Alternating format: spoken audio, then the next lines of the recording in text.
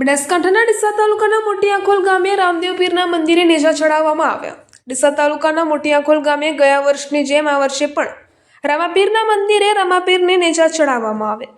મોટી આખોલ ગામે રામદેવ પીરના મંદિરે આઠમની રાત્રે ભજન કીર્તન રાખવામાં આવે છે અને નોમના દિવસે સવારે રામદેવ પીરના મંદિરે ગામના લોકો ભેગા મળીને ઢોલ નગારાના તાલ સાથે રામદેવ પીરને નેજા ચડાવવામાં આવે છે।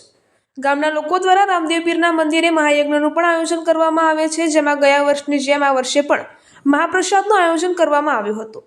રામદેવ પીરના દર્શન કરવા માટે આજુબાજુના ગામોમાંથી મોટી સંખ્યામાં લોકો ઉમટી પડે છે અને રામદેવ પીરના દર્શન કરીને ધન્યતા અનુભવે છે અને તમામ સમાજના લોકો ભેગા મળીને મજાનું ધાર્મિક વાતાવરણ વચ્ચે રામદેવ પીરને નેજા ચડાવે છે। ગામના લોકો અને બહારથી આવેલા તમામ લોકો મહાપ્રસાદ લઈને છૂટા પડે છે। Bureau report Pradhansinh Parmar, Banaskantha.